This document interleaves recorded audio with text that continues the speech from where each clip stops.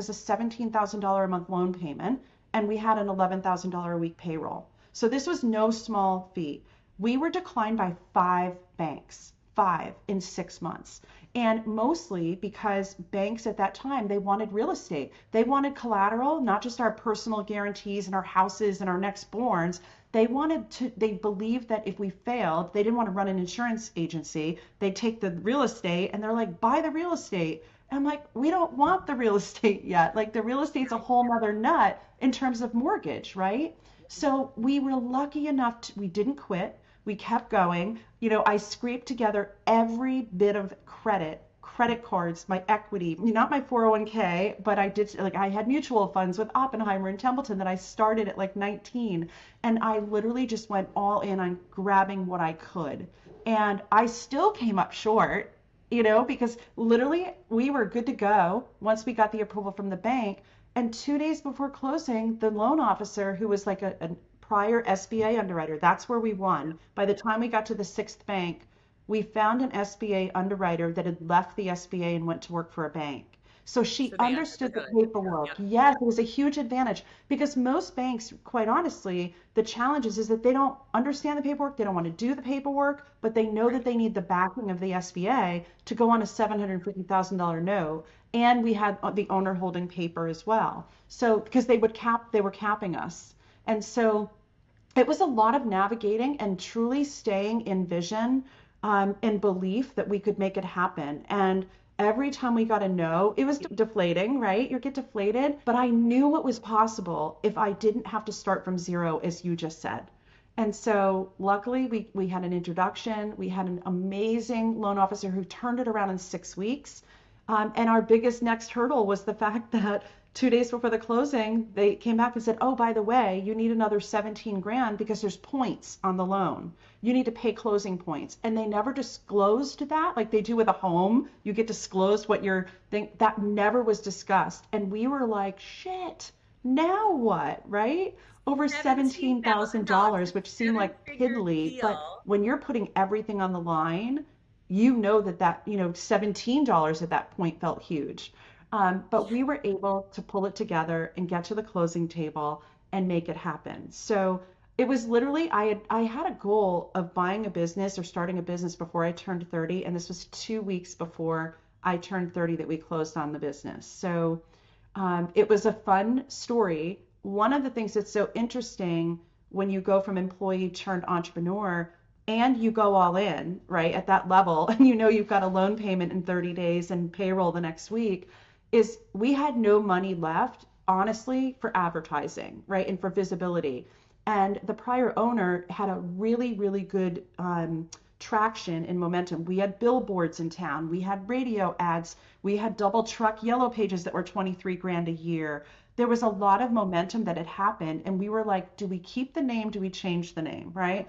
And so, really, we focused on making sure we kept the name, but using the story of employees turned entrepreneurs to create more traction in the community and excitement with our own books of business that we were buying the agency and now going to be in a place of going ahead and being more involved in the community and what we wanted to see happen. And we also had 3 locations the day we closed, and a week later we closed one and put everybody into two. And that took a little pressure because she can control one and I could control one. And Yeah. even that, like 3 4 years later, we decided we put everybody under one roof, and I would then have full carte blanche to go out on the road and do all the commercial insurance.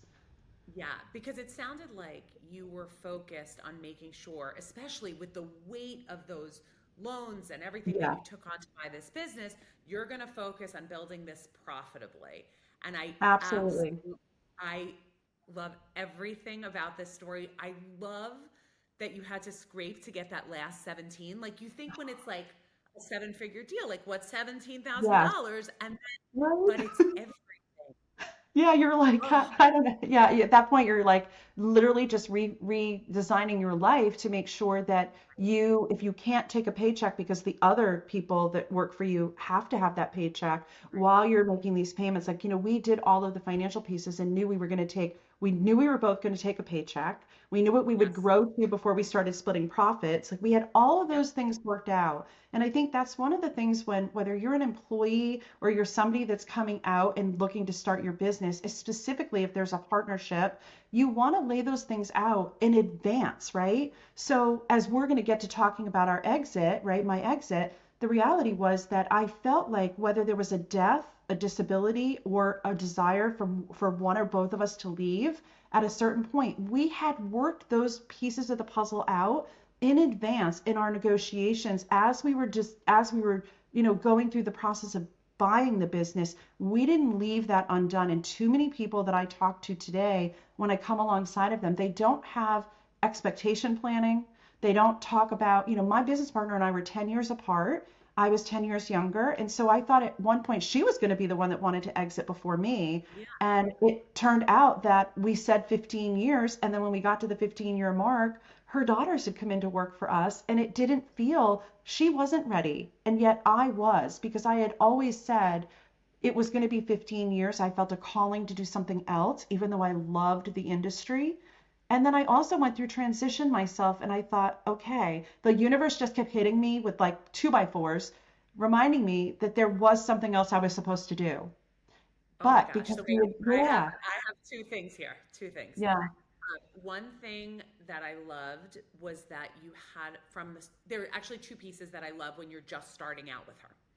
The first thing I loved is it sounds like, correct me if I'm wrong, you had a focus on making sure that you guys were on salary and paid first, like that you really started from like a profit first sort of mentality. And I think that's absolutely, yeah, something a lot of women miss this. A lot of women feel guilty about putting themselves first in terms of making sure that they earn. And I think that yes. it's an essential piece of your story and stories of Hmm. so many women who end up being very successful is they are unapologetically and unafraid to talk about this and the need to be paid. Yes. And I think Yes. it's And first. that is the basis of the path to profits in Entrepreneur's Guide to Having It All Exactly. and Still Having a Life.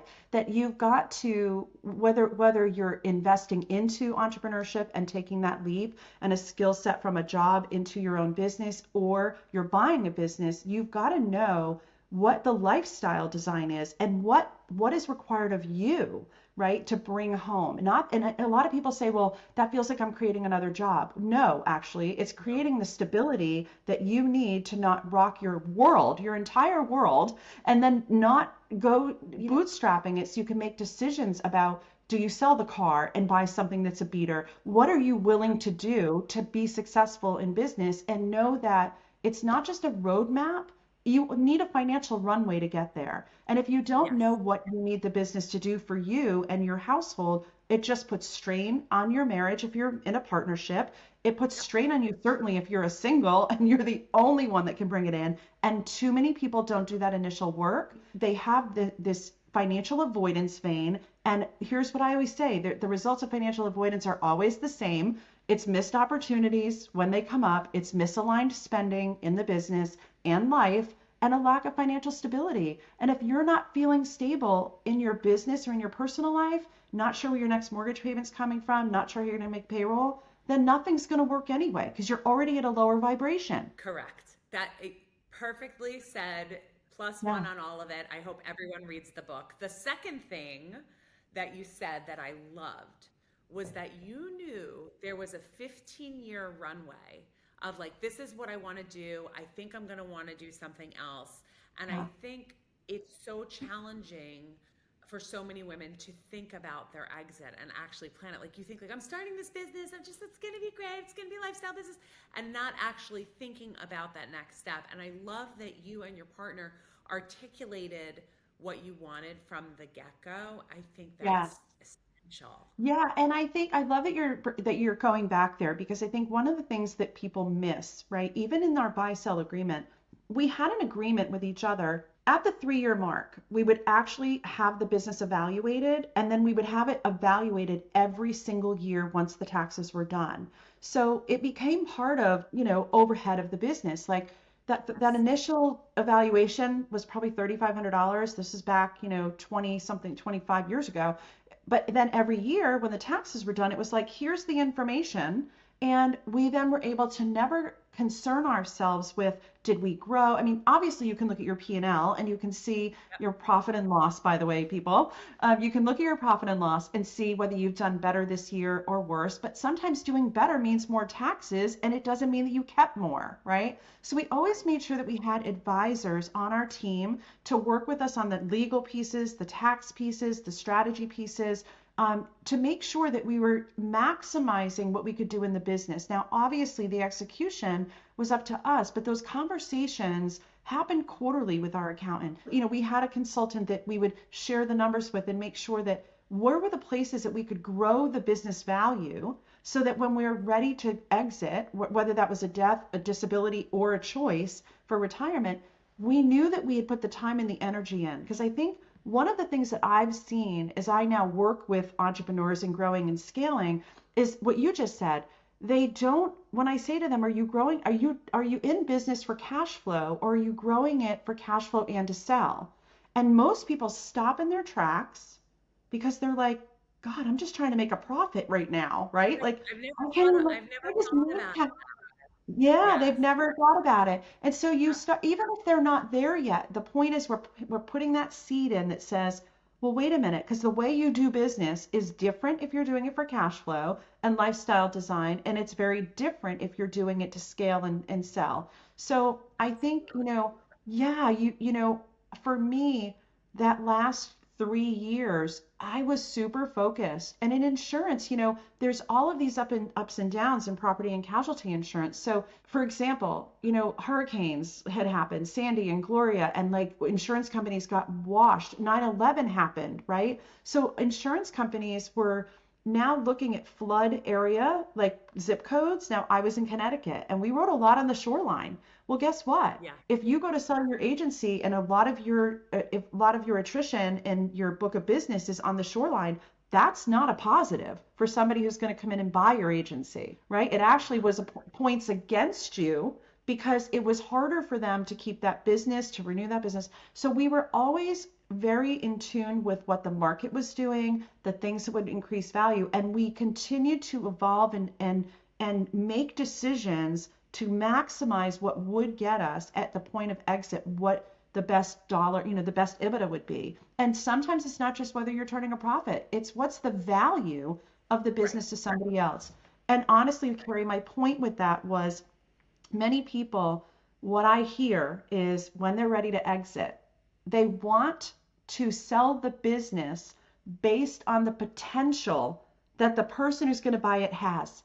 Well, I haven't. I've looked at businesses myself, right, to consider purchasing, and people. I've had two that they're like a tanning salon, for example, right? She wanted $150,000 for the business, and I look at the financials, and it's a net profit of $11,000 one year and 2 years of losses. And she's like, but the potential that you But have. look what it could be. But look what it could be. Like Yeah, it's you. but It has to be rooted in you reality. don't Yes. sell what it could be. You sell profitability and what revenue, right? The income Or potential. realize. So my biggest thing with entrepreneurs is to say you can't sell the potential that someone else, they're going to not write you a check, pull out their wallet and pay you for the potential. They're going to create the potential after they've bought you. But you don't get Right. to sell the Years of that potential.